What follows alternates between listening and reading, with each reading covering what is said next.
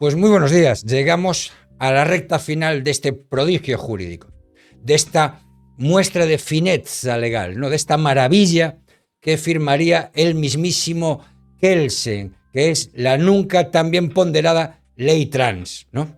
Esa maravilla que permitió que Inocente Duque o Liberté lo que surja sean mujeres. A ver, se ha captado la ironía, ¿no? Yo creo que se ha captado un poco la ironía de este puñetero bodrio. Y es que esta semana van a empezar ya las deliberaciones en el Tribunal Constitucional para debatir el recurso de inconstitucionalidad que ha planteado el Partido Popular, ¿no? Y lo normal es que termine 7-4, ya sabes. Pero bueno, vamos a verlo, ¿no? Y vamos a analizar un poco con la historia. Y antes de meternos con las noticias de este tema, dejemos una cosa clara.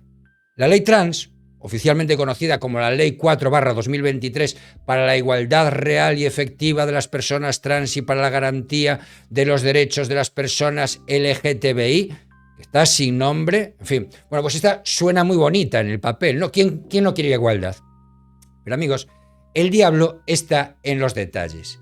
Y esta ley tiene más agujeros que un queso de Gruyère, ¿no? Fue aprobada en febrero de 2023 y permite que cualquier persona mayor de 16 años pueda cambiar su sexo registral con una simple declaración, sin necesidad de informes médicos, psicológicos, ni nada que se parezca a un filtro. Sobre esto hicimos una entrevista muy interesante el otro día a una doctora en Derecho, que te lo dejo por aquí, y que si no la has visto te aconsejo que la veas, porque es muy interesante. Bueno, ¿cuál fue el resultado de esta ley? Pues un sistema que invita al abuso, como vamos a ver ahora, ¿no?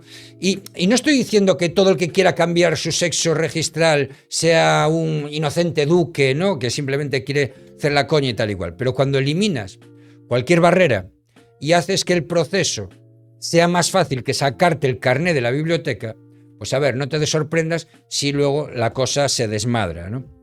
Y vamos con la primera noticia, que es un ejemplo perfecto de cómo esta ley está siendo usada para todo menos para lo que supuestamente pretendía.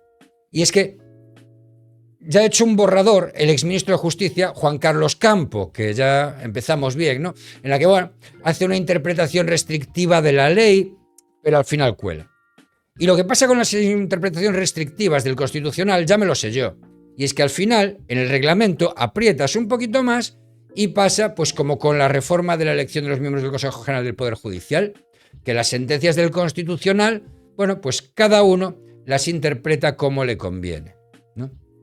Sobre la modificación registral de sexo a partir de los 16 años, que es uno de los aspectos más polémicos, dice la ponencia, y te cito textualmente: solo contempla la rectificación de la mención registral del sexo de una persona cuando ésta manifieste su disconformidad con el sexo que le fue asignado al nacer, la equiparación en el ejercicio de derechos entre las mujeres que hayan ejercido ese derecho y aquellas que se identifiquen con el sexo que les fue asignado al nacer, viene exigido por el reconocimiento del derecho a no ser discriminado por razón de la condición trans de la persona y no puede analizarse con carácter general como una discriminación contra las mujeres, en tanto estamos, en todo caso, ante mujeres, por uno que unas sean mujeres trans y otras no. Básicamente, ¿qué quiere decir esto? Que tan mujer es la que nace como la que se hace.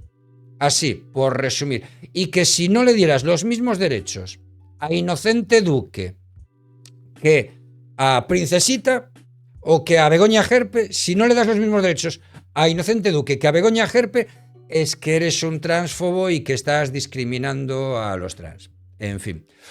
Por otro lado, la ponencia de Campo propone declarar inconstitucionales 2 artículos de la ley sobre las infracciones por incumplimiento de la misma y tal, y marca la interpretación acorde con la Constitución sobre el artículo 19.2 de la ley sobre las prácticas de modificación genital en personas menores de 12 años. Bueno, el proyecto de sentencia lo que subraya es que de la doctrina última del Constitucional se deriva el reconocimiento de un ámbito de autonomía a las personas menores de edad en la adopción de decisiones que afectan a su integridad personal, que se incrementa de forma gradual y progresiva según adquieren madurez de juicio y que va de la mano de la obligación que se impone tanto a los progenitores, en cuanto a titulares de la patria potestad, como a todas las autoridades públicas de salvaguardar su interés superior. ¿Qué quiere decir esto aquí? Que, a ver, que todo el mundo tiene derecho a su autonomía personal. Pero coño, que no tienes la misma madurez con 12 años que con 16 y que por tanto tienen un deber de protección, tanto tus padres como las autoridades, mayor cuando tienes 12 años que cuando tienes 16. Por eso se te puede dejar decidir muchas cosas a los 16, pero no a los 12, ¿no? El borrador de la sentencia ya parte de que la realización de tratamientos médicos o intervenciones quirúrgicas que modifiquen los órganos genitales en los menores de edad intersexuales y que sean innecesarios o aplazables desde el punto de vista médico, debe posponerse hasta que la persona tenga la edad y madurez de juicio suficiente para prestar su consentimiento informado. Es decir, con 12 años no está de acuerdo con sus genitales, vale, tranquilo, que te queda mucha vida, espera a los 16, fórmate, infórmate y luego pues ya decidirás, ¿no? La ponencia también establece que cuando no sea posible posponer la actuación médica hasta que la persona adquiera esa madurez suficiente para prestar su consentimiento informado, esa actuación deberá ser proporcionada a la necesidad médica que atiende y la menos invasiva de todas las posibles, ¿no? Aquí ya estamos hablando de cuando hay un problema médico, no de que tú te consideres que hay un problema médico y que te supone una intervención en tus genitales, ¿no? Que será la menos invasiva de las posibles. En este sentido, este texto del señor Campo lo que indica es que si la actuación médica tiene carácter irreversible o determina incluso la esterilización de la persona, la necesidad médica que la justifique deberá estar suficientemente cualificada por su gravedad, dado el impacto que esta intervención tendrá en la capacidad de autodeterminación futura del menor.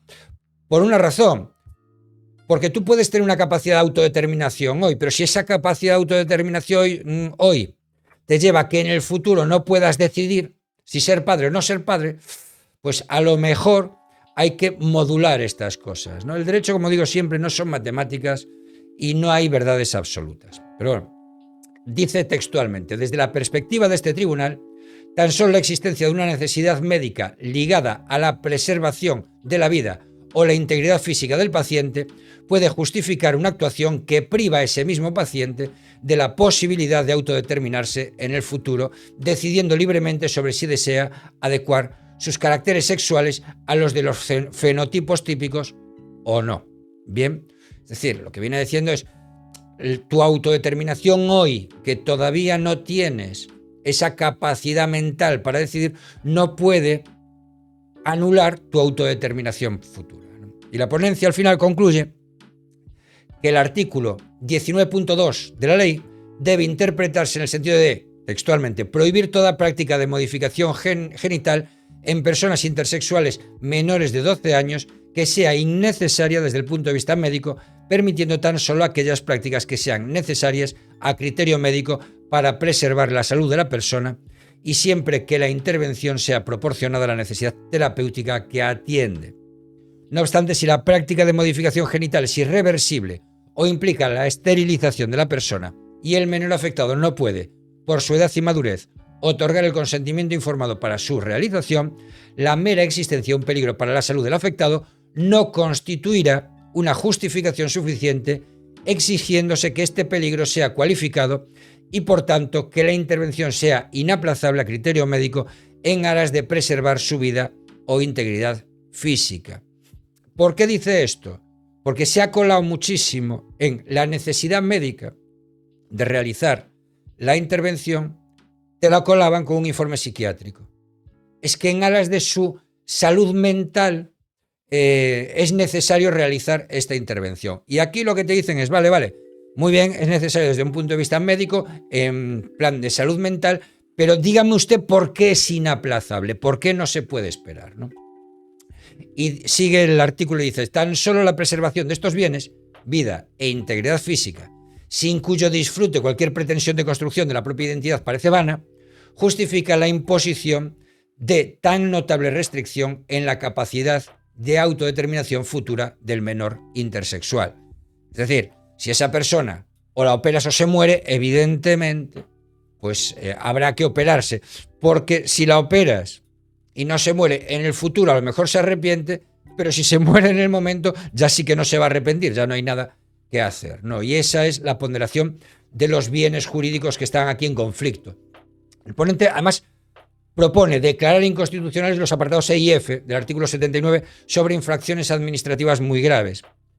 Y vamos a ver los artículos que quiere citar como inconstitucionales, ¿no? Y dice: la elaboración, utilización o difusión en centros educativos de libros de texto y materiales didácticos que presenten a las personas como superiores o inferiores en dignidad humana en función de su orientación o identidad sexual o expresión de género. Y el otro dice sobre la convocatoria de espectáculos políticos o actividades recreativas que afecten a la discriminación sexual por proporcionalidad. ¿Qué quiere decir esto? ¿Que se pueden poner libros de texto en el que declaren que las personas trans son inferiores? No, evidentemente no. Que no es proporcional a eso lo de la infracción muy grave y meter multas de 600.000 pavos, etcétera, etcétera. Vale, lo que está hablando es de la proporcionalidad de la sanción y que no es acorde a la Constitución por esa falta de proporcionalidad. ¿Se van a poder hacer esos libros? No. ¿Se van a poder hacer actividades recreativas o espectáculos públicos que afecten a la discriminación sexual? No. Lo que no se va a poder es meter una multa que te arruine por eso. Vale. Y ahora te cuento cómo está la cosa en los países de nuestro entorno. Pero antes, los medios de comunicación no te cuentan la realidad, sino la visión de la realidad que le interesa a quienes les pagan. No les interesa que pienses por ti mismo, sino simplemente vender su relato. Es imposible tener una visión completa de lo que te está pasando y de cómo te afecta si simplemente ves la televisión o lees la prensa. Este canal no recibe subvenciones de ningún organismo gubernamental, así que solo nos debemos a ti.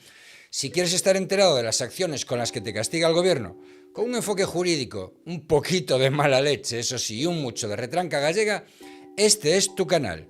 Suscríbete, activa las notificaciones y así no te perderás ninguno de nuestros vídeos.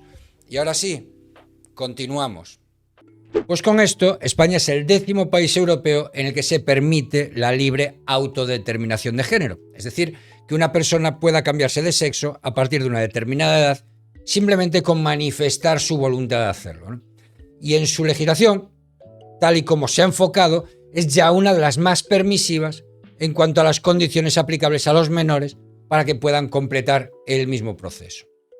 En concreto, el paso de hombre a mujer o a la inversa, a efectos administrativos y legales, se permite ahora mediante la realización de un mero trámite en el registro civil a partir de los 16 años sin ningún requisito. Entre los 14 y los 16 años se necesita el consentimiento de los padres o tutores legales y en caso de conflicto con el propio interesado, es decir, caso de que el interesado quiera y los padres no, tendrá que intervenir un defensor judicial.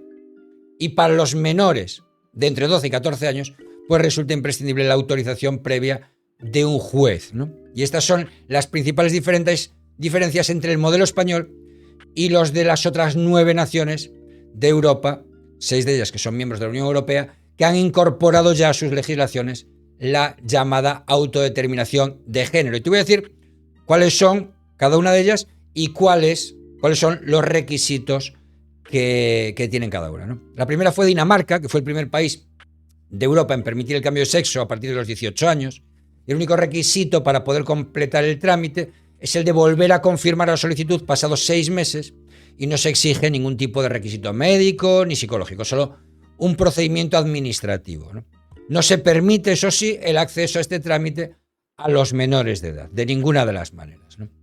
En Portugal, aquí en el país vecino, tiene otra de las legislaciones más estrictas en esta materia, ¿no? La libre autodeterminación la contempla a partir de los 18 y respecto a los menores solo la permite bajo 2 condiciones.